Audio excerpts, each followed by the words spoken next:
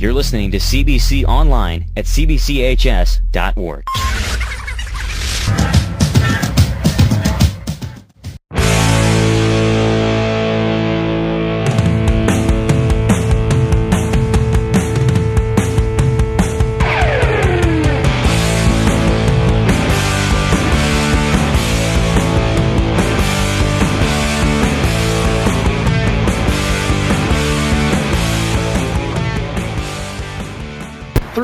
CBC Online, we're with Martin Kilcoyne, 1986 graduate and the director, Fox 2, now on KTRS. And Martin, we've got a pretty special event coming up with Ozzie Smith. Talk about CBC Sports Conversations with Martin Kilcoyne. What is it? Yeah, well, we've had some thoughts about what we could do to get alumni involved, people in St. Louis involved, get them out to the school, but in kind of a different setting.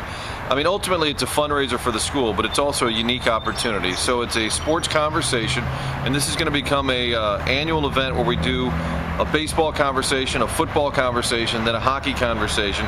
Our first one, Ozzie Smith, June 21st, here at CBC, and we're going to limit it. It's only going to be about 80 people. And the idea is it's an intimate discussion. The next day you go to work, you say, I was at this unbelievably cool event last night where they did some Q&A. I got to ask Ozzie Smith some questions. It was just a small group of us. Martin asked him a number of different questions.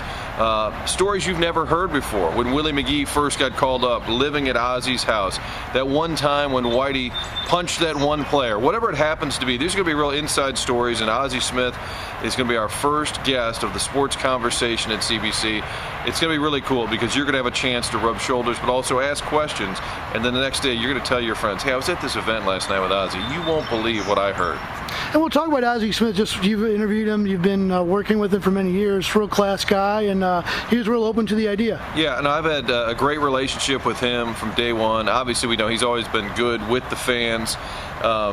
He thinks it's a great idea and doesn't have any connection to CBC, but is willing to come out here and spend time and just share those stories. And that the great thing about the former players as opposed to the current players, they have the ability to be unbelievably candid because they're not playing for the team anymore. That old teammate or that old coach is long gone, so they can really share some insight and tell you the stories that maybe at the time they didn't want you to know. But yeah, Ozzie himself, I was at Cooperstown 2 years ago for the Whitey induction, and all the old timers get off this bus and go into the museum. It's the Saturday night tradition, the night before the big induction. And I'll be honest with you, most of these guys are old, cranky guys that get off the bus and shoot right into the museum. And if you can go this year, I bet you the same thing will happen. When this bus unloads, kind of a trolley, the one guy who gets off and walks up and down, and downtown Cooperstown is really cool. Everybody knows it. Main Street is really small, and the fans line up all day just to get a glimpse of these Hall of Famers. Ozzie gets off the trolley and goes up and down. He's high-fiving. He's signing autographs.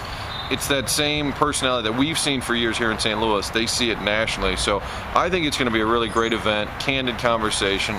But also just a good time and a good guy who's going to enjoy being there. He's not a guy who's going to walk in the back door as soon as the event begins and then run out the back door.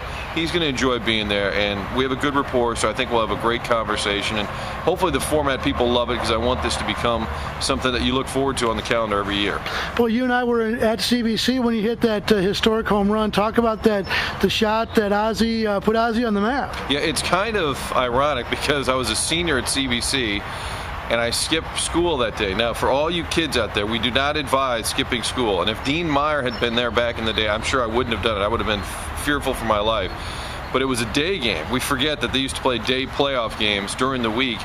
And I remember, I think I had a cold that day, and I was down at the stadium. And I mean, not only the home run by Ozzie, the fact that it was him hitting one left-handed, but the Jack Buck call, forever intertwining those two legends in St. Louis. Yeah, great moment.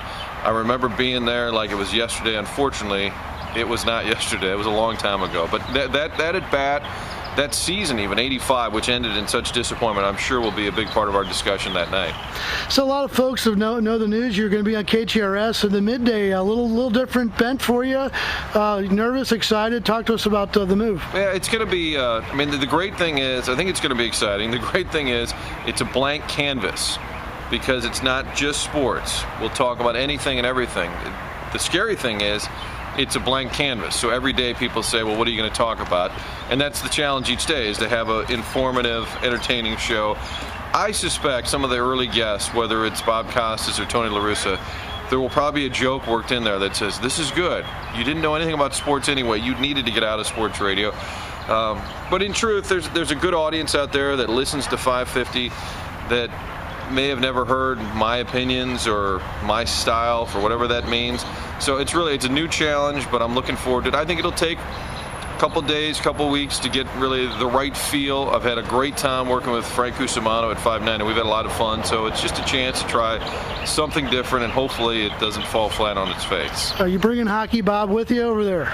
Some of the callers apparently have these non-compete. So caller Lou, who loves to bash the Cardinals even when they win. Hockey Bob, who I've butted heads with over our hockey coverage.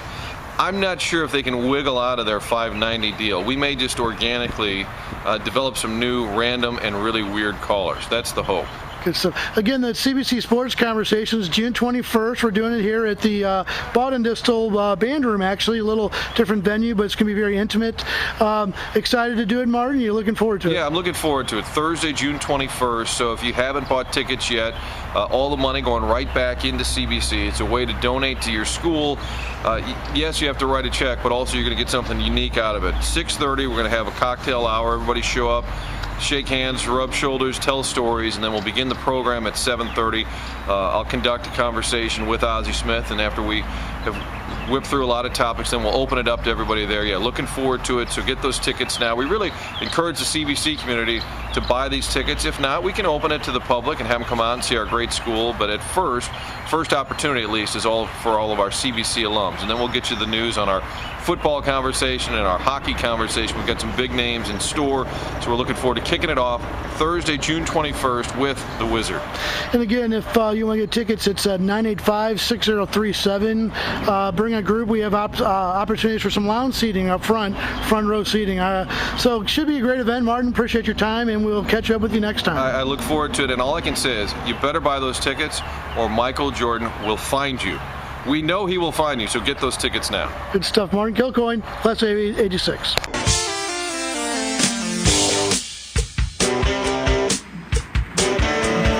CBC, Men for Tomorrow, Brothers for Life.